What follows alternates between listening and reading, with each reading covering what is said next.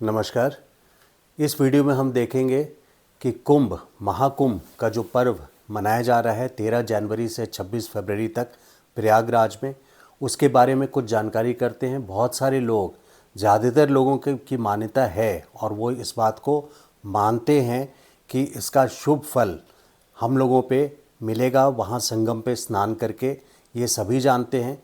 लेकिन फिर भी कुछ शंका कुछ लोगों के मन में रहती है कि क्या वाकई ऐसा होता है, या कुछ ऐसे भी लोग हैं जो सोचते हैं कि क्या जो वेद में दिया है या जो कुंभ का एक्चुअल इम्पोर्टेंस बताया जा रहा है वो उतना इम्पोर्टेंट है भी या नहीं भी है। 60% कुछ मानते हैं, कुछ 40% मानते हैं, या 40% मानते हैं 60% नहीं मानते हैं। दोनों तरीके के लोग हैं। इसलिए मैंने सोचा कि इस वीडियो में अपने थॉट्स को शेयर करूं, उनके सामने रखूं अपने पॉइंट्स को, ताकि लोगों के दिमाग में क्लैरिटी और अच्छे से आ सके।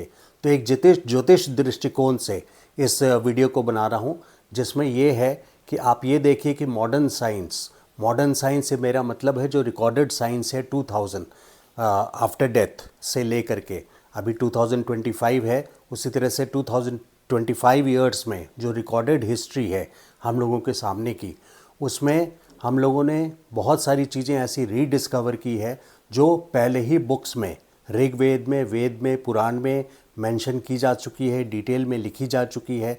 जैसे कि एग्जाम्पल देता हूँ कि टेलीस्कोप का सोलर सिस्टम के बारे में, पहली बात तो ये है कि सोलर सिस्टम के बारे में ये मान्यता थी 16वीं सेंचुरी के पहले की बात है, 15वीं सेंचुरी के आसपास, जब ये माना जाता था कि सारे ग्रह धरती के अराउंड घूमते हैं, परिक्रमा करते हैं। बाद में उसकी मान्यता ये इस्टेब्लिश हुआ कि नहीं, ये सारे सूर्य की परिक्रमा, सारे प्लैनेट सूर्य की परिक्रमा करते हैं।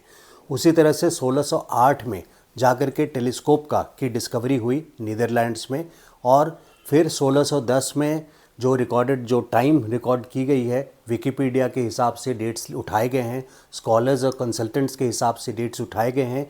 तो 1610 में, 1610 ईस्वी में जाकर के गलीलियो ने बृहस्पति ग्रह की खोज की। 1655 में शनि ग्रह की खोज हुई, और 1938 में जाकर के मंगल का पता चला।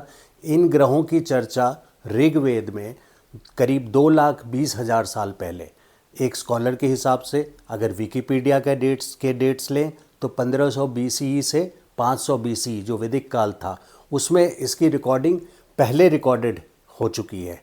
ये सारा ज्ञान जो ज्योतिष का है, बल्कि वेद, जो 4 वेद हैं हमारे, इन चारों वेद के जो 6 लिम्ब हैं, हाथ पैर नेत्र, जो लिम्ब्स होते हैं, बॉडी पार्ट्स होते हैं, उसी तरह से 6 वेदांग बने।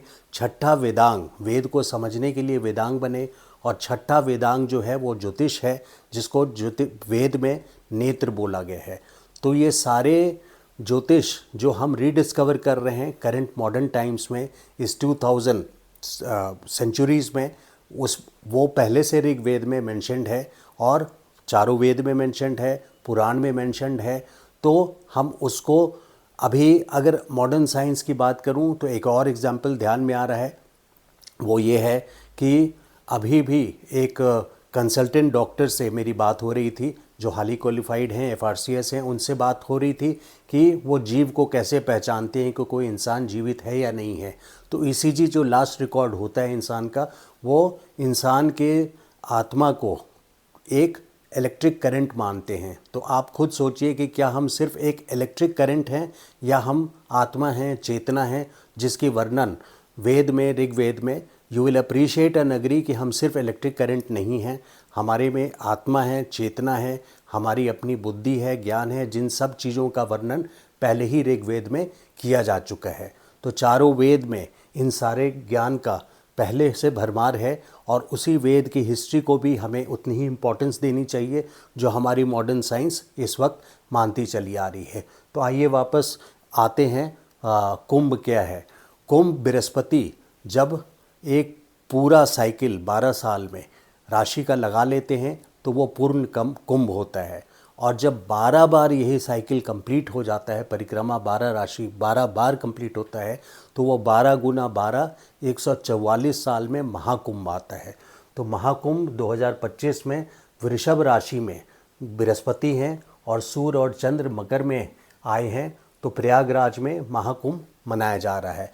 उसी प्रकार जब बृहस्पति सिंह में और सूर्य और चंद्र कर्क राशि में होते हैं तो नासिक में त्र्यंबकेश्वर में सिंहस्थ कुंभ मनाया जाता है। जब बृहस्पति कुंभ में होते हैं और सूर्य और चंद्र यानी सूर्य मेष में और चंद्र धनु में होते हैं तब कुंभ हरिद्वार में मनाया जाता है। और कुंभ को अलग अलग हिस्सों में बांटा गया है। इस कुंभ को महाकुंभ जैसे मैंने बताया वीडियो में 12 सालों में एक परिक्रमा बृहस्पति का तो पूर्ण कुंभ होता है, 12 बार हो जाता है।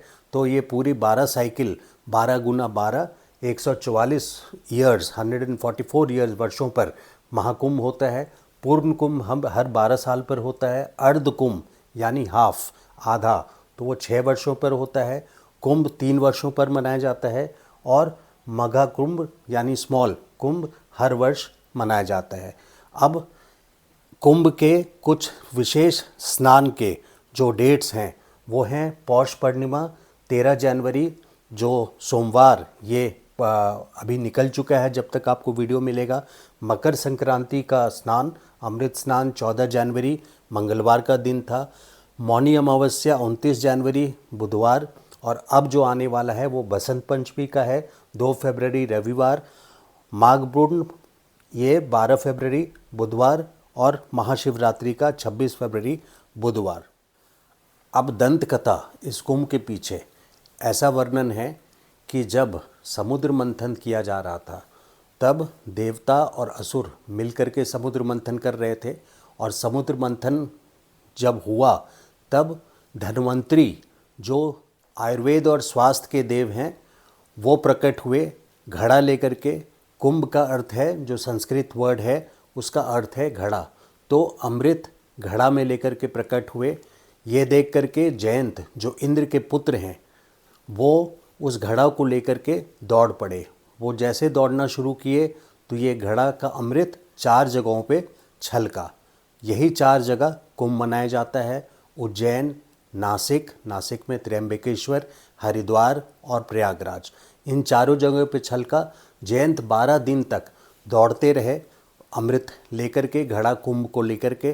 तो 12 दिन ऐसा माना जाता है कि देवताओं के एक दिन मनुष्यों का 1 वर्ष के बराबर होता है। इसीलिए हर 12 साल पर ये कुंभ मनाया जाता है।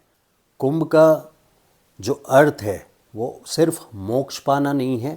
मोक्ष के साथ साथ ज़रूरी नहीं है कि जो स्नान कर रहे हैं उनको स्वतः तुरंत मोक्ष मिल जाएगा, लेकिन ये ज़रूर है, ये धारणा रख करके जाना है कुंभ स्नान में कि जो भी अपने कर्म हैं उनकी एक समीक्षा कीजिए, अपने नज़र में एक समीक्षा कीजिए और एक नए अपने पाप को धो करके एक नए शुरुआत की ओर चल पड़िए।